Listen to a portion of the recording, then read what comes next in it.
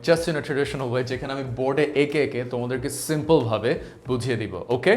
So, what is the IELTS test? Do you guys know the abbreviation? Trust me, I can totally assume যে 60% of the people who write IELTS don't even know what IELTS stands for. So IELTS stands for International English Language Testing System.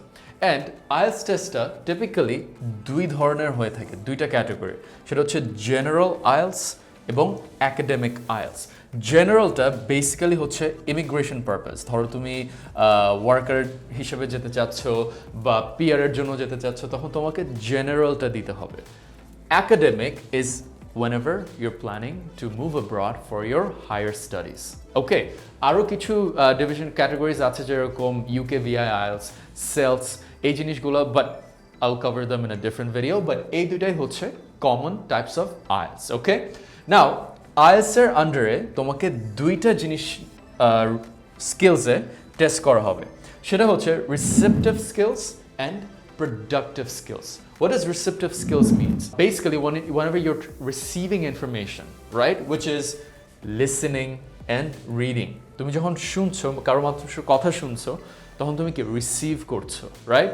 And when you're reading something to also receive information, right?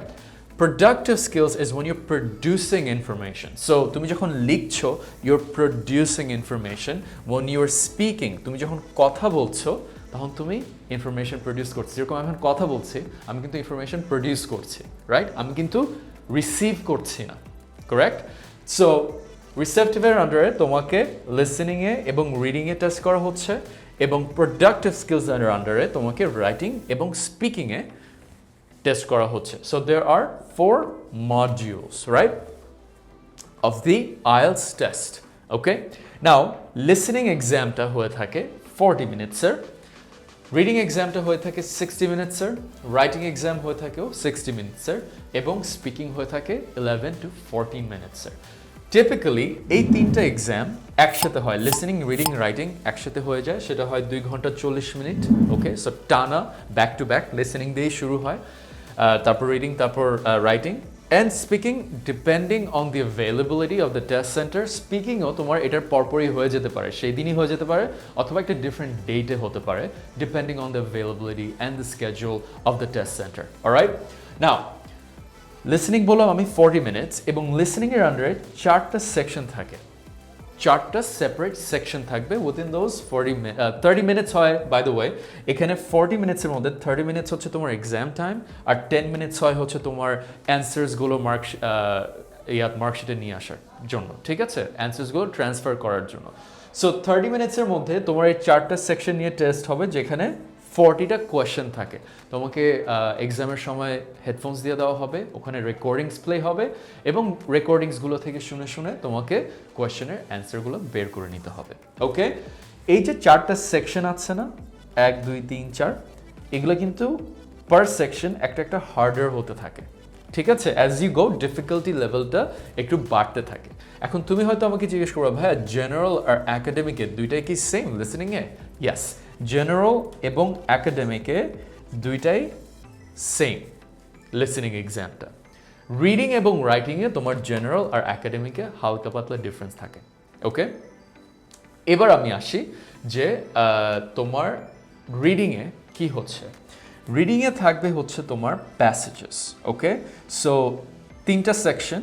ওকে, তোমাকে 3টা section দেওয়া হবে রিডিংয়ে, এবং সেখানেও 40টা questions থাকবে, just like listening. ডিফারেন্সটা যেটা হচ্ছে, তোমার জেনারেল ট্রেনিংয়ে তোমার এই যে 3টা সেকশন, এক একটা সেকশনের মধ্যে 2টা করে প্যাসেজ থাকতে পারে, 2টা করে থাকতে পারে, অথবা একটাও হতে পারে. সো এই জিনিসটা ভ্যারি করবে এক্সামের উপরে. বাট একাডেমিকে তোমার একটা একটা করেই থাকবে প্রত্যেক সেকশনে. Okay, and again 40 questions, you get 60 minutes for 40 questions. এখানে কিন্তু তুমি 30 মিনিটস পাচ্ছ, 10 মিনিটস হচ্ছে এক্সট্রা জাস্ট অ্যান্সার্স ট্রান্সফার করে নেওয়ার জন্য. Okay, so this is the format of your reading exam. তারপর আমি আসি writing exam, which is very interesting.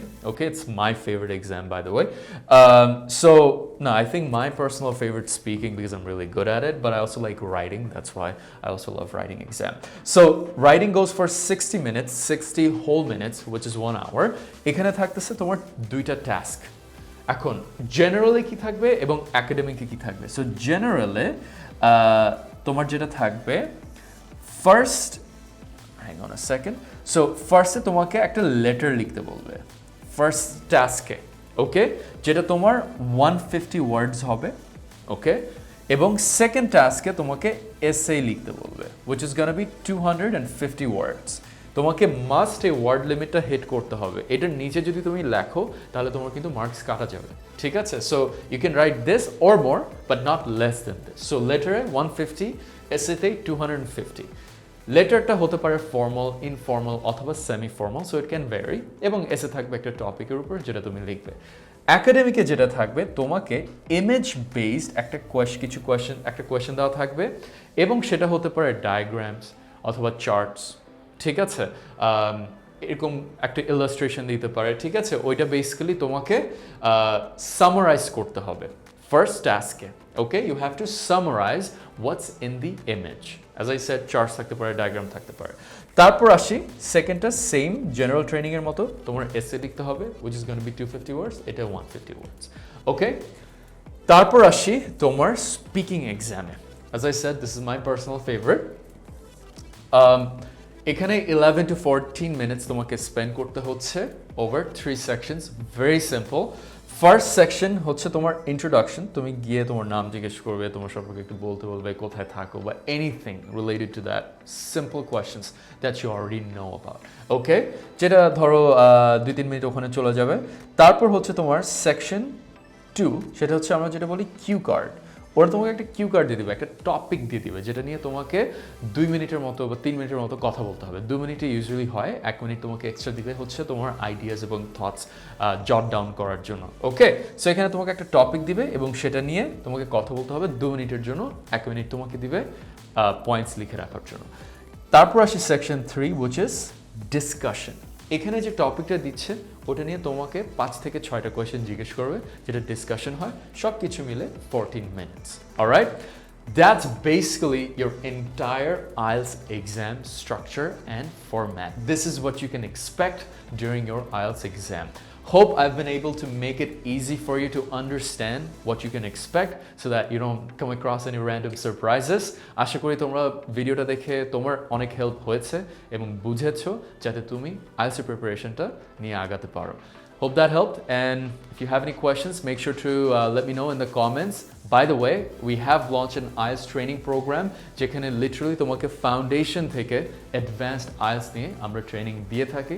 If you want to learn more about it, link is in the comments, and trust me, we have possibly produced the best IELTS training in all of Bangladesh যেখানে we have combined Canadian IELTS instructor, যেখানে তুমি Canadian IELTS instructor classes পাচ্ছ unlimited, plus Bangladeshi IELTS ইনস্ট্রাক্টরও থাকবে যেন তুমি তোমার বাংলা ল্যাঙ্গুয়েজেও জিনিসটা সুন্দর মতো তোমার কালচারের সাথে মিশে শিখতে পারো, সো দ্যাট তোমার অবভিয়াসলি ক্যানাডিয়ান আইএলটিএস ইনস্ট্রাক্টর থাকলে মাঝে মধ্যে কিছু কালচারাল ব্যারিয়ার থাকে, কিছু ইন্টিমিডেশন থাকে যে আচ্ছা আমি কি কোয়েশ্চেনটা জিজ্ঞেস করবো না কিনা। So we are giving you best of both worlds. Plus I'm not an IELTS instructor, I just happen to be really good in English.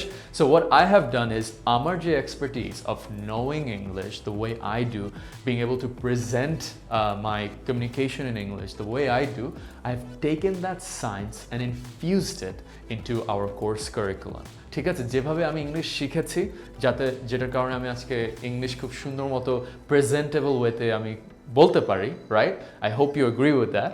So ওই ফর্মুলাটাই আমরা আমাদের কারিকুলামে নিয়ে এসেছি, right? I have directed the way this course has been built so that you can enjoy your IELTS learning experience, plus be able to implement your English skills when you move abroad in terms of your career, lifestyle, and academics. So I'm sure you're gonna love it. If you want to learn more about our IELTS program, make sure to click through the link in the comments, and I hope to see you in my next video. Ciao.